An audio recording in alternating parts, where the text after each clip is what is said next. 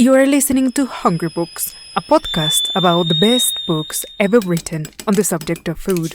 I'm your host, Rocio Carvajal, food history writer, cook, and author. And each episode, I present a book that will change your life.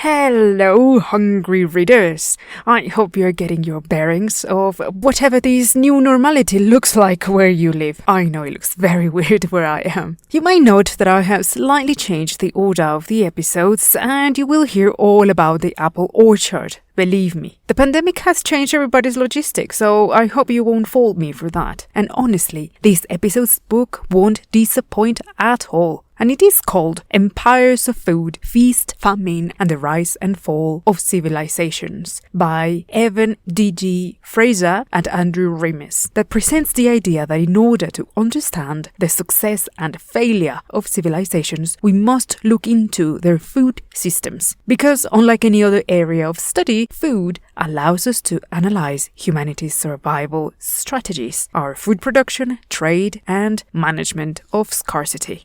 Now, what exactly is a food system? Well, the University of Oxford's Future of Food program defines it as a complex network of activities involving the production, processing, transport, and consumption of food. And you may ask, why is the problem with that? Well, it is fair to say that we've done some things right in the last 10,000 years, as we've managed to survive as a species, showing an enormous adaptive capacity and the ability to come up with clever solutions to complicated problems. The premise of this book is rooted into the notion that history has shown us that most civilizations have fallen largely because of the flaws of their food system, and their decline actually follows a pattern. And our very own civilization shows every sign to present the same pattern of doom as many other civilizations before us had. And because we have proven to be alarmingly slow at coming up with better, integrated solutions to address the increasing demand for food, managing natural resources, and fixing the global food economy that has generated a systematic food inequality, that is, a limited access to foods that are healthy and affordable for everyone. Dun dun dun! But I promise you, there are still ways to save us from ourselves. In the notes of this episode on your podcast app, you will find a link to get this book as well as some other websites and references I will mention today. And there you will also find my social media accounts if you want to reach out on Instagram, email, or Twitter. So buckle up for this roller coaster. And on with the show!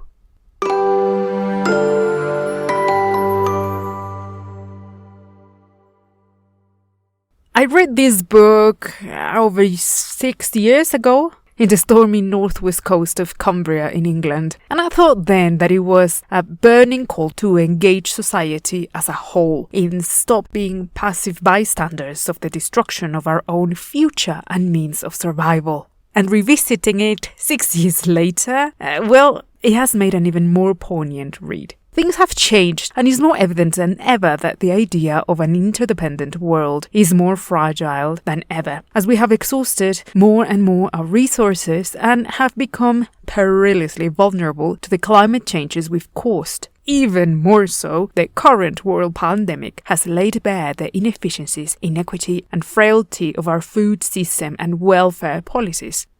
So this book is divided in 3 parts, with a total of 9 chapters, and rather charmingly, the book follows the story of a through-and-through Florentine Renaissance merchant called Francesco Carletti, who was born in 1573 and died in 1636. Carletti was the first private merchant to circumnavigate the globe, and his adventures and misfortunes provide the perfect canvas in which the authors pour a rich historical context.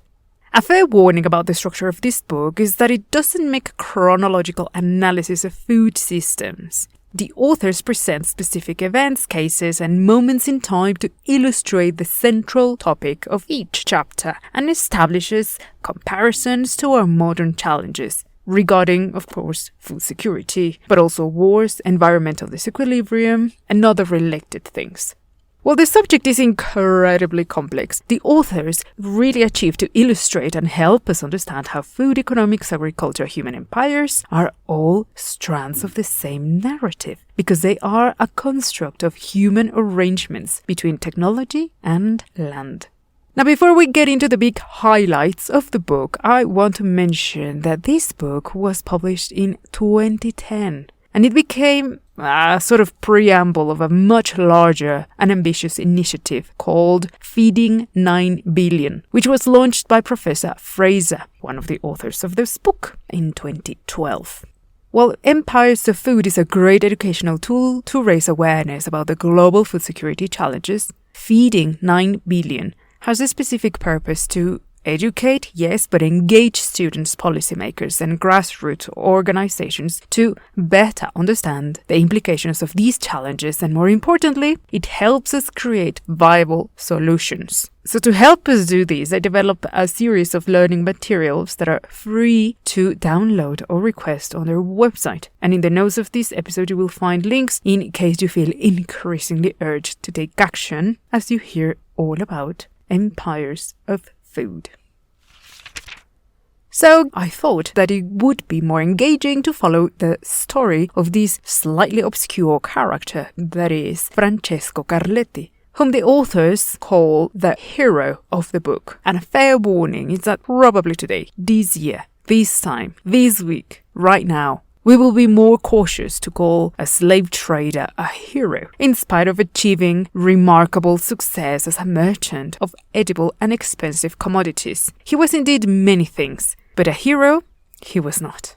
A man of his time, Carletti pretty much embodies the archetypical independent Renaissance merchant, who, with a bit of luck and much drive, he went on to sail around the world and trade with the largest empires and colonies of the time. So he went from China to New Spain and from Africa to South America. But more importantly, he was a very disciplined diarist, and thanks to his recollections, we have a big insight into that world.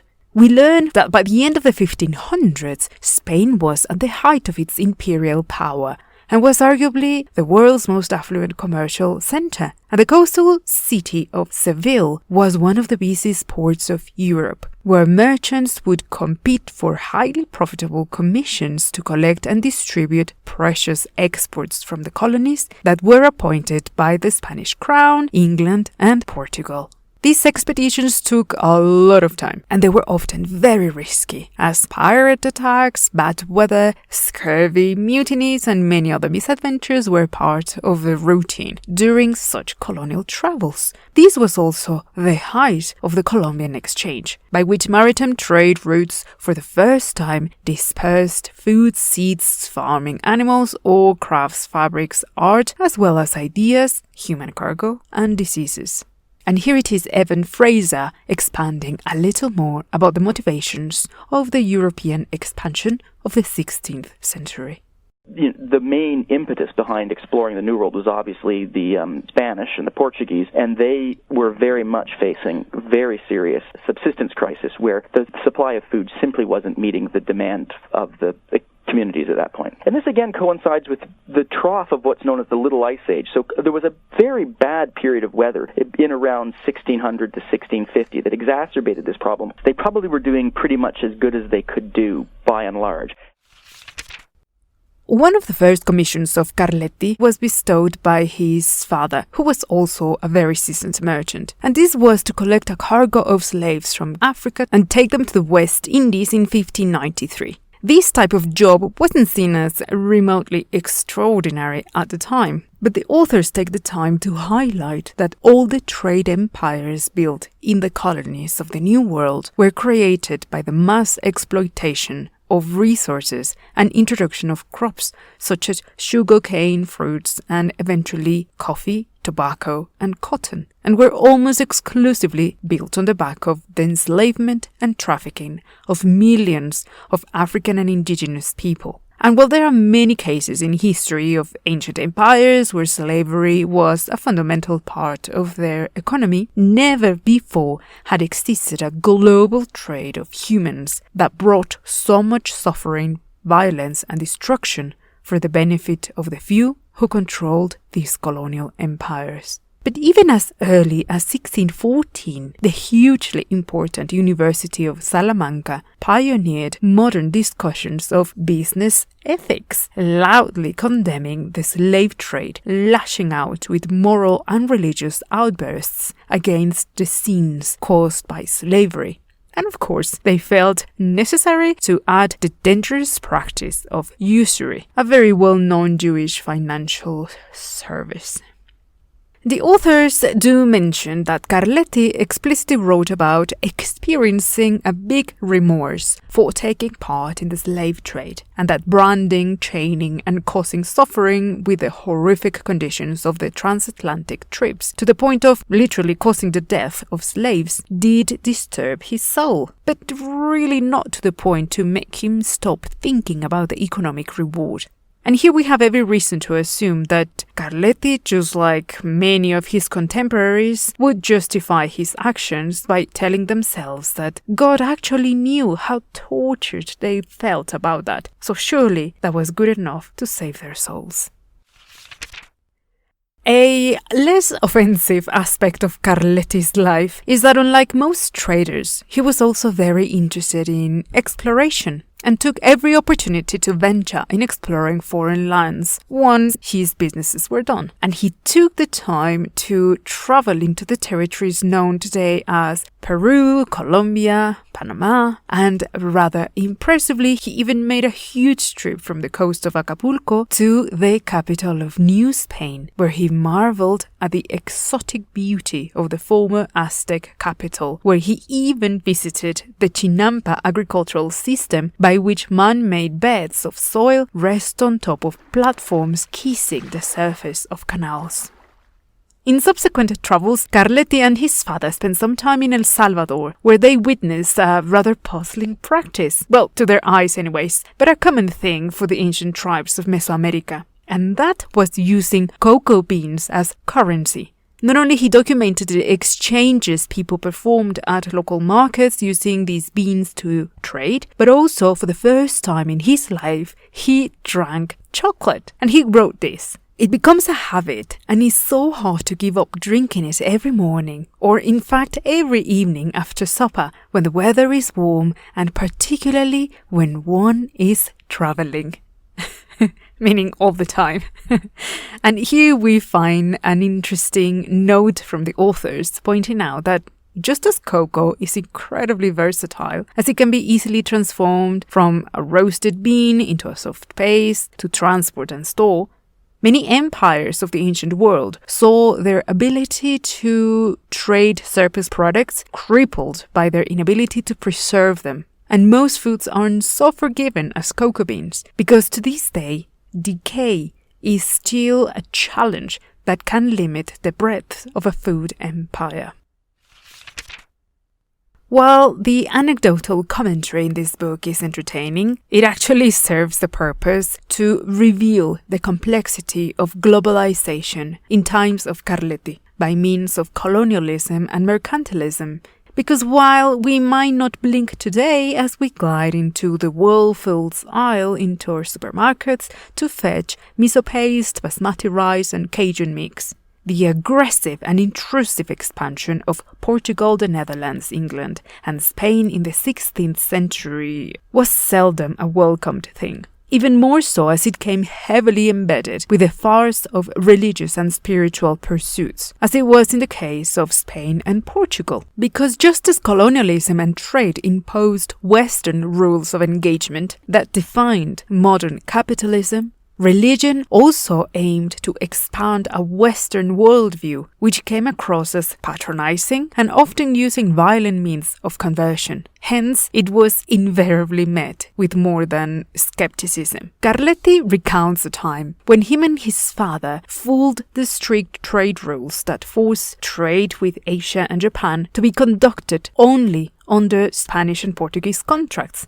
So they sailed from Acapulco in New Spain to the merchant port of Nagasaki in Japan that was under Portuguese control. And upon disembarking, they took a field trip to see the crucified bodies of Franciscan missionaries before enjoying the cheerful company of prostitutes, which he notes was an activity far more popular in Nagasaki than, apparently, anywhere else in Asia.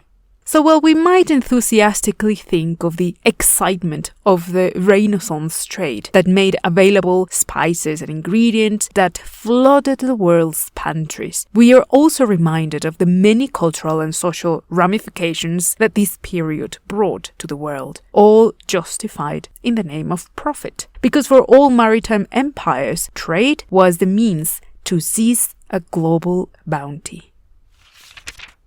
Just as global trade was creating high profits for merchants and empires, colonies always got the short stick of it. And the legacy of this model pretty much shaped our modern-day international trade that perpetuates the practice of presenting good enough deals for developing nations, and the main beneficiaries are still first world countries. And to explain this, the authors present several examples, all of which illustrate the deep resentment it caused and the devastating effects, including crippling traditional ways of life and farming that got dissolved into the global economic melting pot. So while we can identify the clear profiteering of colonial practices that paid next to nothing for highly valued commodities whose production came at a great human and environmental cost, much has to be argued about our current model of quote-unquote fair trade, as the authors point out that while the outcomes of it should, in principle, foster empowerment for the producers, it really depends largely on who does the buying and how much they're willing to curb their profits just to keep with the pace and yield of normal crop cycles. The truth is that no family-run allotments will ever be enough to produce the world's coffee, bananas, avocados, or tea. And because of this, even the legal understanding of the concept of fair has been reformulated time and time again. Because we all know, or should know, that the price of tea or coffee is dictated in large auctions at stock markets. It's not set by farmers. And the same goes for the rules of who gets the contracts. It's seldom small or medium co-ops where they all share the same risks and profits, because they're often given to industrial plantations owned by private companies whose decisions and deals don't respond to the farmers' needs or views. The idea that comes to mind when trying to describe this book is that the sections really read as secular parables and lessons are extracted from historical episodes. And in the words of Aristotle, to whom the authors turn for reassurance, he apparently pondered about the fact that food empires are only as robust as their weakest link, which means that they are interconnected into a mutually dependent network of imports and exports. So, in this scenario, a farm's failure becomes a city's riot. Of course, Aristotle lived in ancient Greece, so distant and all as that might seem, you only need having watched the news in the past months of this global quarantine to see how farmers were throwing away thousands of liters of milk, while urban food banks struggled to cope with an overwhelming demand. Meatpacking companies have been forcing their employees to work without personal protection equipment at their coronavirus-riddled facilities, just so their companies wouldn't stop selling, even if that meant the unnecessary loss of human lives. So that takes me back to the core of the book. How on earth can we turn these historical lessons into strategies to achieve global food security? So to illustrate this, I draw some examples from the book that presented different scenarios of food apocalypses, which, of course, serve the purpose of being cautionary tales. And while I do that, I'm sure you can think of modern-day examples of this. So number 1. Let's begin with erratic weather patterns. The famines of the 1870s, caused by El Niño, brought prolonged droughts and saw millions dying in Asia and North Africa. The authors argue that the dependence of the local population on monocultures that were lost proved absolutely devastating, as the pre-existing negative impact of this practice had already compromised an already fragile food system. Now, a monoculture is a highly productive and highly efficient farming practice by which a single crop is planted, namely a cereal like rice, barley, or corn. The problem with this is that this bonanza will only last for a short period of time, of no more than 20 years, at the cost of a big environmental impact that sees mass deforestation to create farming lands, which, of course, brings soil erosion and an imbalanced cost to the ecosystem. 2. Another great lesson they present is the collapse of the Roman Empire, which surprisingly had less to do with the barbarian invasions and more with the underlying problems brought, again, you guessed it, by climate change. The expansion and agricultural prosperity of the Roman Empire really was possible because of blessed and stable warm weather patterns, from around 200 BC to 150 AC. But as these weather patterns became more and more erratic, that caused longer and colder seasons, so their food system became more and more compromised. On the other hand, the expansion of the empire that had previously brought wealth, it also brought diseases, and in this case they came in the form of pandemics caused by a smallpox-like virus. So, food scarcity and the fall of the empire's demographic caused the total meltdown of the imperial system. And by the 3rd century, Rome was already beginning to starve and falling from within. Internal political conflicts and invasions were really just the final stroke. And here I want you to hear from Fraser about the fall of the Roman Empire. Certainly, the fact that the Romans, as they expanded, tend to over-farm their soil was one reason that they had to continue to expand further and further and further, ever in search of more and more fertile grain fields. So one of the causes for expansion and ultimately over-expansion politically for the Roman Empire was need for more and more amounts of food. And this was exacerbated actually by climate. And the Romans at their peak enjoyed what's called by climatologists the Roman warm period, where temperatures were pretty good. But then the Roman warm period came to an end and it cooled to a much less pleasant, much shorter growing season period of time that stretched somewhere between 300 and 400 is when it started, then about 1000 AD. And at this period of time, then these overtaxed Roman fields that were already under a fair bit of pressure due to the demand of the cities actually started becoming less productive because of climate. And that created an acceleration of the speed of the decline. Number 3 will sound familiar as well because the authors turn to the classic example of the collapse of the Mayan civilization. Its agricultural prosperity enabled them to expand and feed an ever-growing population. But the more cities grew, the more jungles and mangroves were destroyed to make way for human activity. So the deadly combination of soil erosion, drought, and deforestation met, just like in Rome, with political and economic trouble. And this society was simply unable to overturn these man-made crises, and their downfall and abandonment of all their cities still remains a crude warning for all. And if you think that we only made that mistake once, well, here's Andrew Rimas telling us otherwise. In order for food empires to grow, people tend to specialize. Geographical areas tend to specialize in particular crops so that they can grow an excess of them and trade them for wealth. One of the problems with specialization is that it tends to lead to very fragile systems. Areas where a single blight can wipe out a crop and leave people hungry. A single crop can leach the land of its nutrients. And specialization is one of the great problems facing us today. Number 4. The Irish potato crisis. Now, this is a more recent example of the enormous risk and mistake that is relying entirely on one staple crop as a source of food and trade. In this case, weather can't hardly be blamed for this catastrophe, because the failure of crops really hit much harder for several reasons. One of them is the mass migration from rural areas to industrial cities that had left the burden of feeding a country resting on the shoulders of very few and impoverished farmers. Also, the change in the possession of the land that was now controlled by English landlords who weren't living in Ireland meant that they could not offer neither quick preventive solutions nor palliative ones. Not that they really cared about much anyways. And the fifth and last example is the rise and fall of medieval Europe.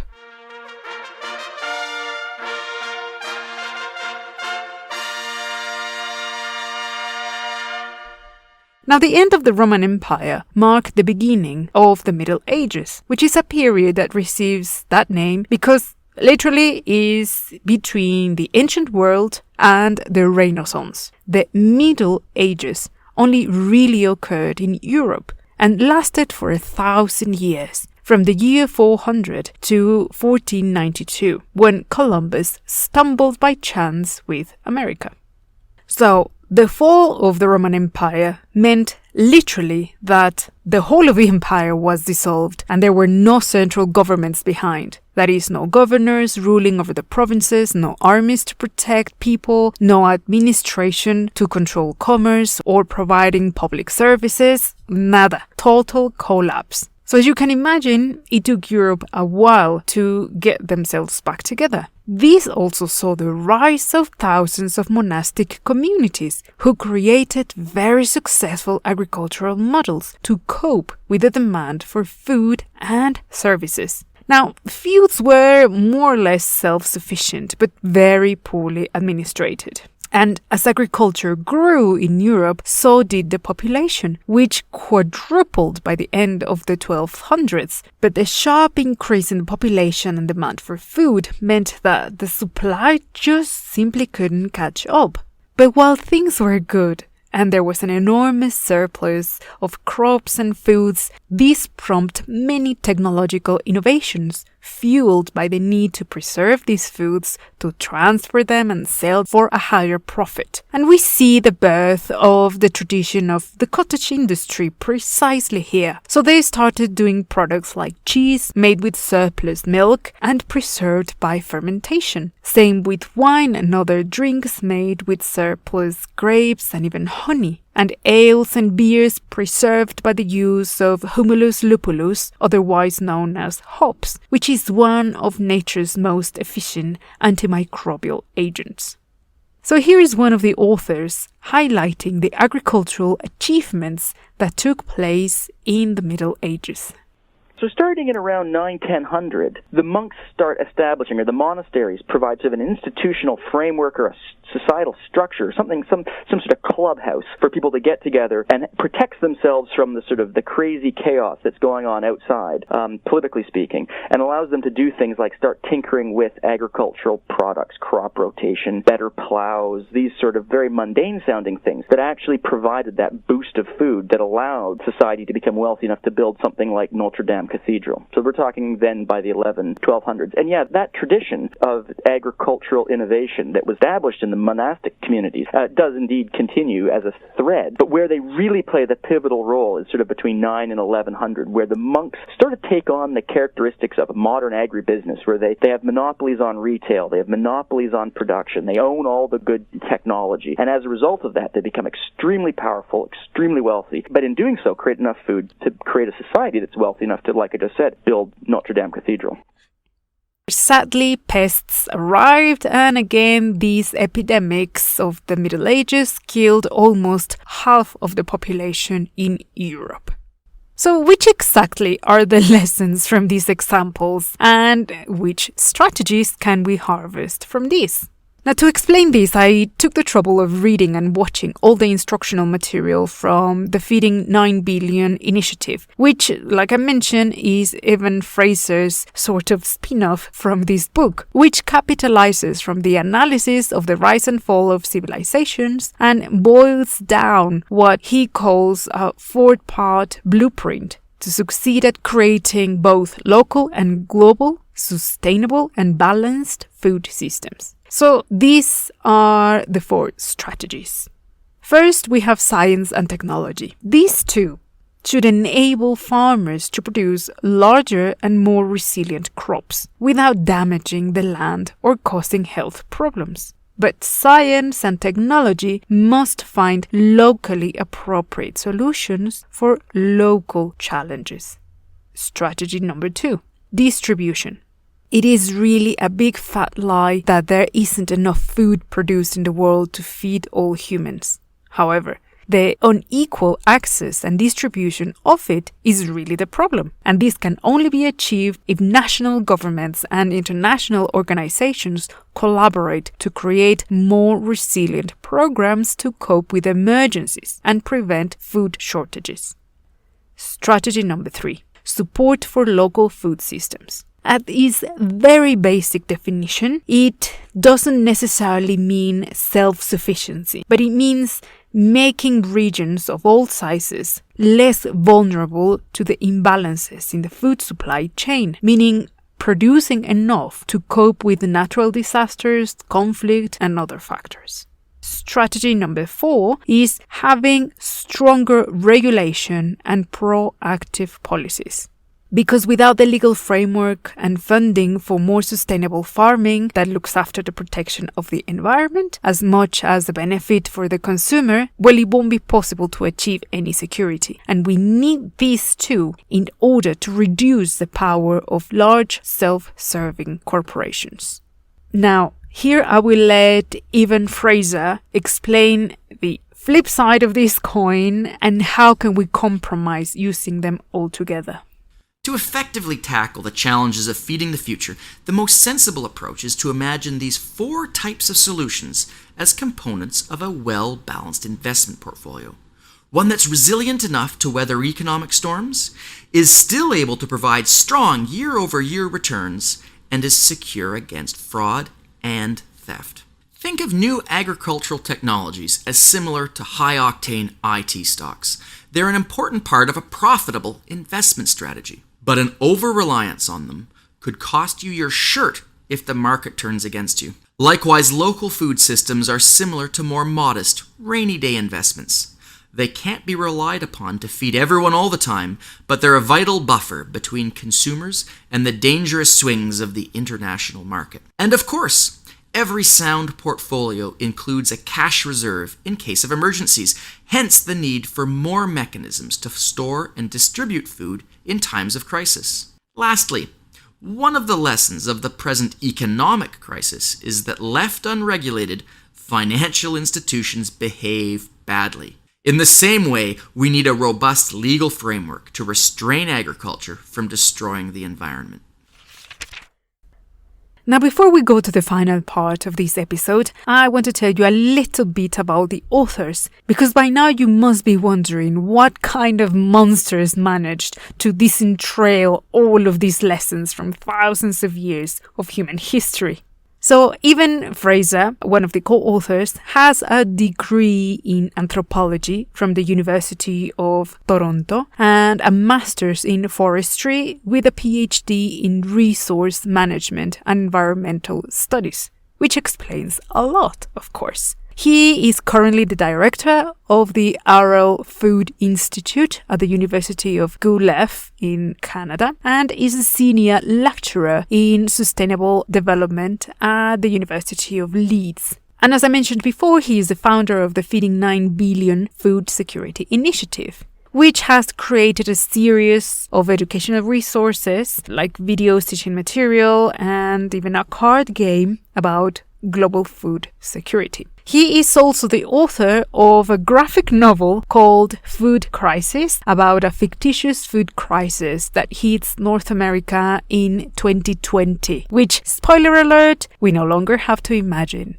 The other author, Andrew Rimas, he is American and has a degree in history and has had a long and successful career as a journalist in Boston, Massachusetts. And he currently is the executive writer at the Northeastern University in Boston. Previously to working on Empires of Food, these two guys also co-authored another highly praised book called Beef, the Untold Story of How Milk, Meat and Muscle Shaped the World, back in 2008. And more recently, he also published a dystopian novel that was in 2019 called The End Note, about a world whose society is at the brink of collapse because of food security issues and overpopulation, which again should be changed from the fiction to the non-fiction shelf.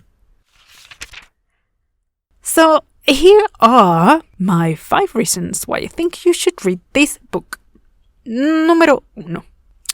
What it could pose as an unruly writing jumping from period to period, it actually is a very clever exercise at drawing parallels in history. Think of having all humanity's history written in post-its. Then you go and group them by events and by topic. I think this is a much agile and clever way to build an argument about civilizations and their behavioral patterns.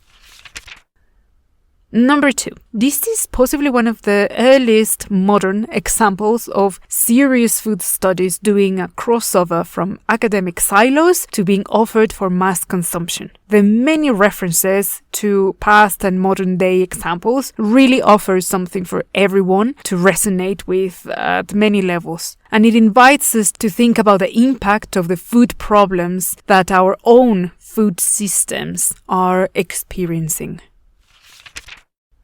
Number 3. A great takeaway from this book is that the authors thoroughly explain the idea that territories are but a result of the human intervention and the modification done to the landscape for the purpose of obtaining food, for building shelters, creating infrastructure for transport, travel, etc. The modern idea that nature is there for the taking and that we live separate lives from the quote-unquote environment is largely what has contributed to our disconnect with nature and above all has shaped our little and useless sense of responsibility about the impact we cause with our actions. And to show the consequences of these, time and time again, the book illustrates that with many cautionary tales.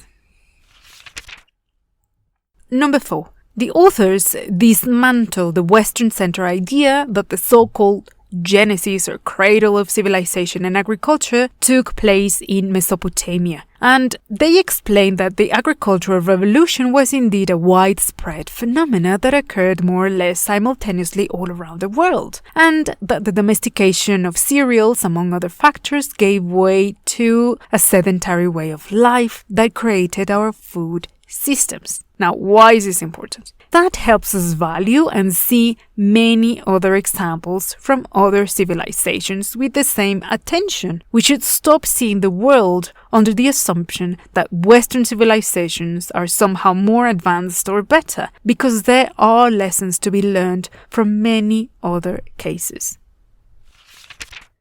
And last, número 5. I really think this book offers a relentless exercise at being purposeful about embracing self-criticism. Because while it presents the history of empires and civilizations, it ultimately brings it down to our individual role in it. And they end with a heavy critique and much-needed reckoning with our growing superficial interest in food. Now, bear in mind that back when this book was published, the word foodie didn't really have a mainstream use. I mean, we're talking pre-Instagram, and food porn hadn't really taken off as it did soon after. So they go on and tackle the superficial side of the foodie culture, which the authors call the new gluttony, that isn't centered in overeating per se, but in the obsessive consumption of food-related content for the purpose of entertainment, with deep undertones of snobbery and a fixation for the exotic.